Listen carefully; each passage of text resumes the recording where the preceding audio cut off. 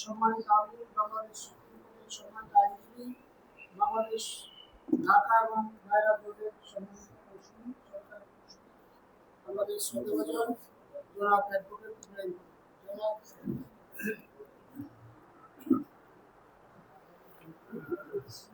নাহমাদুহু ওয়া নুসাল্লি আলা রাসূলিহিল কারীম। আল্লাহর দিন প্রতিষ্ঠার প্রত্যয়দীপ্ত কাফেলা বাংলাদেশ জামাত ইসলামী নবাবগঞ্জ উপজেলা কর্তৃক আয়োজিত জুলাই আগস্ট গণ অভ্যুত্থানের প্রথম বার্ষিকী উপলক্ষে গণ অভ্যুত্থানের শহীদ, আহত এবং পঙ্গুত্ববরণকারীদের উদ্দেশ্যে আজকের দোয়া অনুষ্ঠানে উপস্থিত সম্মানিত প্রধান অতিথি, ঢাকা জেলার শুরা এবং কর্ম পরিষদ সদস্য, আমাদের একান্ত শ্রদ্ধেয় জনাব আব্দুল কাদের স্যার, উপস্থিত নবাবগঞ্জ উপজেলা পূর্বের সম্মানিত সেক্রেটারি, বিশিষ্ট আলেমে দিন অধ্যক্ষ মাওলানা মোহাম্মদ আলী, উপস্থিত নবাবগঞ্জ পশ্চিম থানার সম্মানিত সেক্রেটারি, বিশিষ্ট ছাত্র নেতা, সমাজসেবক আমাদের প্রিয় মুস্তাক আহমেদ ভাই, উপস্থিত নবাবগঞ্জ পূর্ব থানার সহকারী সেক্রেটারি মামুনুর রশিদ ভাই সহ থানার শুরা এবং কর্ম পরিষদ সদস্য এবং বিভিন্ন পর্যায়ের দায়িত্বশীল ভাইরা, আসসালামু আলাইকুম ওয়া রাহমাতুল্লাহি ওয়া বারাকাতুহু। হৃদয়ের গভীর থেকে আল্লাহর দরবারে শুকরিয়া জ্ঞাপন করছি, যিনি আজকের এই ফ্যাসিবাদ মুক্ত একটি বাংলাদেশে প্রথম বার্ষিকী উদযাপন উপলক্ষে আমরা যারা এই জুলাই এবং আগস্টের যে আন্দোলনে তারা নিজেদের জীবনকে বিসর্জন দিয়েছে, সর্বোচ্চ ত্যাগ এবং কুরবানির নজরানা পেশ করে যারা এই বাংলাদেশ উপহার দিয়েছে, সেই ভাইদের উদ্দেশ্যে এবং যারা আজও আমাদের মাঝে যারা জীবন্ত শহীদ হিসেবে যারা জীবনের সাথে যুদ্ধ করছেন, সেই সমস্ত গাজী ভাইদের উদ্দেশ্যে আজকে আমাদের এই দোয়া অনুষ্ঠানে আমরা উপস্থিত হতে পেরেছি। এজন্য আল্লাহর দরবারে শুকরিয়া জ্ঞাপন করছি, আলহামদুলিল্লাহ। রাসূল সাল্লাল্লাহু আলাইহি ওয়াসাল্লামের প্রতি দরুদ সাল্লাল্লাহু আলাইহি ওয়াসাল্লাম, এবং যুগে যুগে যারা দিন প্রতিষ্ঠার জন্য নিজেদের জীবনকে শাহাদাতের জন্য বিলিয়ে দিয়েছেন, সেই সমস্ত শহীদ ভাই এবং যারা বিশেষ করে জুলাই এবং আগস্টের ফ্যাসিবাদ বিরোধী আন্দোলনে একটি বৈষম্য মুক্ত বাংলাদেশ গড়ার প্রত্যয়ে যারা রাস্তায় নেমে এসেছিলেন, যারা বাতিলের, যারা ফ্যাসিস্টের গুলিতে নির্দেশে যারা শাহাদাত বরণ করেছেন, সেই সমস্ত শহীদ, বিভিন্ন পর্যায়ের ছাত্র জনতা যারা জীবন দিয়েছে, তাদের রুহের আত্মার মাগফিরাত কামনা করছি। আল্লাহ রাব্বুল আলামিন তাদেরকে শহীদ হিসেবে সর্বোচ্চ মর্যাদা দান করুক।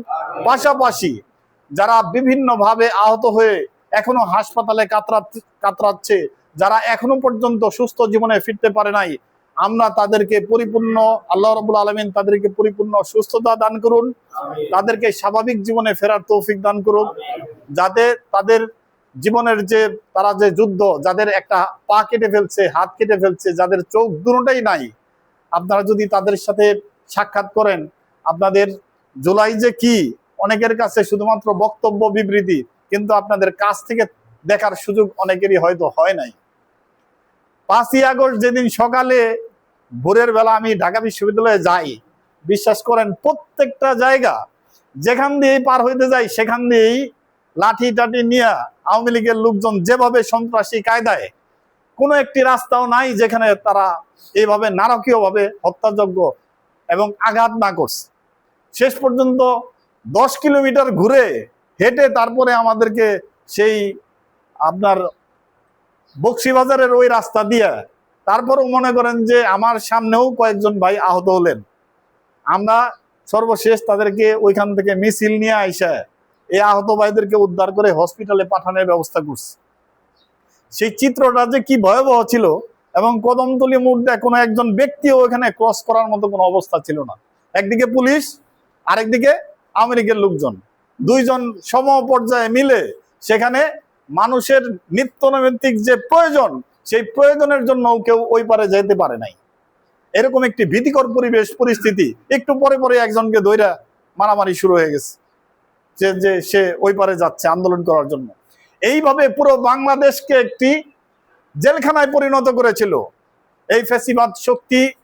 আপনারা জানেন, একটি রাজনৈতিক তকমা দিয়ে, স্বাধীনতা বিরোধীর তকমা দিয়ে গোটা বাংলাদেশে আলেম ওলামাদের উপর যেভাবে নির্যাতন চালিয়েছে, জামাতের শীর্ষ নেতৃবৃন্দকে অন্যায়ভাবে বিনা অপরাধে তাদেরকে ফাঁসি দেওয়া হয়েছে। যার দৃষ্টান্ত এটিএম আজহার ভাই নিরপরাধ, তিনি যে উচ্চ আদালত কর্তৃক অ্যাপিলেট ডিভিশনের সর্বোচ্চ ফোরাম কর্তৃক তিনি যে নির্দোষ প্রমাণিত হয়েছেন, এটাই প্রমাণ করে যে সকল বিচারগুলো প্রহসনমূলক ছিল। এবং তারা যদি জীবিত থাকতেন, এই অবস্থায় তারাও যদি ন্যায় বিচার পেতেন, তাহলে নিষ্কলুষ নিরপরাধ হিসেবে এটিএম আজহারের মতো তারাও বের হয়ে আসতেন আজকে আমাদের। এই জন্য সকল চক্রান্ত করে তারা চেয়েছিল যে বাংলাদেশ থেকে ইসলামের নাম নিশানা নিশ্চিহ্ন করে দিতে। আল্লাহর ঘোষণা অনুযায়ী ইউরিদুন আল ইউতফিউ নূরাল্লাহ বিআফওয়াহিহিম, যে তারা তো চায় মুখের ফুৎকারে আল্লাহর দ্বীন নিভিয়ে দিতে, আর আল্লাহ চান ওয়ালাউ কারিহাল কাফিরুন ইউতিম্মু নূরিহি, আল্লাহ চান তার নূরকে প্রজ্বলিত করতে, যদিও কাফেররা সেটা অপছন্দ করে। ঠিক তারই ধারাবাহিকতায় একটি কোটা আন্দোলনকে কেন্দ্র করে আল্লাহ রাব্বুল আলামিন যদি কৌশল অবলম্বন করেন, বাতিলের সকল চক্রান্ত সেখানে নস্যাৎ হয়ে যায়। আল্লাহ রাব্বুল আলামিন ঘোষণা হচ্ছে ওমাকারু ওমাকারাল্লাহ ওয়াল্লাহু খায়রুল মাকিরিন, তারা ষড়যন্ত্র করে আর আল্লাহ কৌশল অবলম্বন করেন। আল্লাহর কৌশল হচ্ছে সর্বোত্তম। আজকে একটা ছোট্ট একটি আন্দোলন থেকে যখন 14 তারিখ ঘোষণা আসলো যে এই আন্দোলন হচ্ছে রাজাকারের নাতিপুতিরা করতেছে, গোটা ছাত্র সমাজ বিক্ষোভে যে একটি ন্যায্য অধিকার নিয়ে আমরা আন্দোলন করছি, আর আমরা হয়ে গেলাম আজকে কি রাজাকার। যেই রাজাকার ট্যাগ দিয়ে আমাদের নেতৃবৃন্দকে ফাঁসি দেওয়া হয়েছে, সেই রাজাকার সারা বাংলাদেশের ছাত্র জনতা নিজেরা দাবি করে বসলেন যে আমরাই কি রাজাকার। এই স্লোগানে পুরো বাংলাদেশ প্রকম্পিত হলো। বাতিলের যেই স্লোগানের দিয়ে আমাদেরকে হত্যার মঞ্চে পাঠানো হলো, সেই স্লোগান সকল ছাত্র জনতা তাদের স্লোগান হিসেবে গ্রহণ করলো। এবং তারই পর 16 তারিখের রংপুরের যে বাতিলের মোকাবেলায় যে দুঃসাহসী ভূমিকা দিয়ে রেখেছেন আবু সাইদ, তার এই জীবন আত্মত্যাগ গোটা বাংলাদেশকে একেবারে এমন ভাবে কাঁপিয়ে দিয়েছে যে সকল ছাত্র জনতা বিক্ষোভে ফেটে পড়েছে যে এভাবে অন্যায় ভাবে আমাদের ট্যাক্সের টাকায় রাবার এবং বুলেট কিনা ওই সেই অস্ত্র দিয়ে আমাদের বুকে গুলি করা হচ্ছে। এই রকম ভাবে নির্যাতন করার পরেও ছাত্র জনতা একটি ন্যায্য অধিকার আদায়ের জন্য তারা থেমে থাকেনি। এবং এই আন্দোলন স্বাধীনতার পরবর্তীতে ছাত্র জনতার এইরকম ব্যাপক কোনো আন্দোলন বাংলাদেশে আর কখনো হয় নাই। এবং এই আন্দোলনের মধ্য দিয়ে আমরা 2000 মানুষকে শাহাদাত বরণ করতে হয়েছে এই আন্দোলনের প্রেক্ষাপটে। আজকে 30,000-এর মতো ভাই বোন যারা আহত অবস্থায় আছে।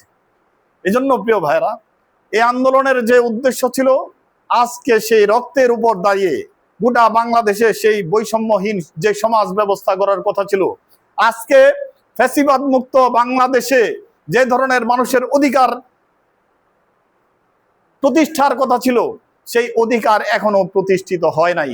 এখনো গোটা বাংলাদেশে চাঁদাবাজি বন্ধ হয় নাই। এখনো মানুষ নিজের অধিকার নিয়ে, নিজের সম্পত্তির সিকিউরিটি নিয়ে, নিজের জীবনের নিরাপত্তা এখনো পর্যন্ত পায় নাই। আজকে অনেকে সেই রক্তের উপর দাঁড়িয়ে আজকে অনেকে ব্যবসা করতেছে, সেই সুযোগ নিয়ে, ফ্যাসিবাদ পালানোর সুযোগ নিয়ে আজকে আমরা ব্যবসা করতেছি, আমরা চাঁদাবাজি করতেছি। এই ধরনের একটি বাংলাদেশ গড়ার জন্য তারা জীবন দেয় নাই। গণতন্ত্র পুনরুদ্ধার করার জন্য, একটি ন্যায় এবং ইনসাফ ভিত্তিক সমাজ প্রতিষ্ঠার জন্য তারা যে বুকের রক্ত ঢেলে দিয়েছে রাজপথে, আজকে আগামী দিনে সেই বৈষম্যহীন একটি সমাজ ব্যবস্থা প্রতিষ্ঠার জন্য, ন্যায় এবং ইনসাফের একটি সমাজ প্রতিষ্ঠার জন্য যদি প্রয়োজন হয়, আমরা কি প্রস্তুত আছি না? সেই রকম আবু সাইদের মতো ন্যায় এবং ইনসাফের উপর ভিত্তি করে একটি সমাজ ব্যবস্থা প্রতিষ্ঠার জন্য যদি প্রয়োজন হয়, আবার আমরা জীবন দিব। তারপরেও এদেশে ফ্যাসিবাদ মুক্ত একটি আদর্শ ইসলামী সমাজ ব্যবস্থা প্রতিষ্ঠা না হওয়া পর্যন্ত, মানুষের অধিকার পরিপূর্ণভাবে প্রতিষ্ঠিত না হওয়া পর্যন্ত, ন্যায় এবং ইনসাফের ভিত্তিতে একটি সমাজ প্রতিষ্ঠিত না হওয়া পর্যন্ত আমাদের সংগ্রাম অবিরত চলবে ইনশাআল্লাহ। এজন্য আমরা বলতে চাই, আবু সাইদ মুগ্ধ শেষ হয়নি যুদ্ধ, আমাদের এ যুদ্ধ চলবে।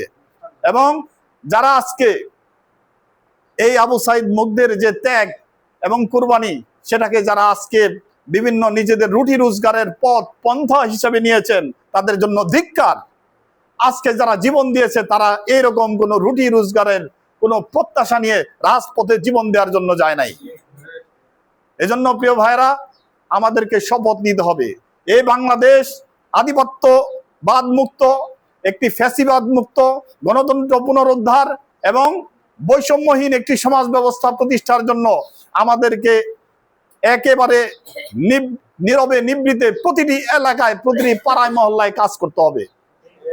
যতদিন পর্যন্ত সেই ব্যবস্থা কায়েম না হবে, যতদিন পর্যন্ত এরকম বৈষম্য সমাজের মধ্যে থাকবে, ততদিন পর্যন্ত আমাদের আন্দোলন সংগ্রাম অবিরত চলমান থাকবে ইনশাআল্লাহ। আপনাদেরকে আজকের এই প্রোগ্রামে আপনারা যারা উপস্থিত হয়েছেন, হৃদয়ের গভীর থেকে কৃতজ্ঞতা জ্ঞাপন করছি।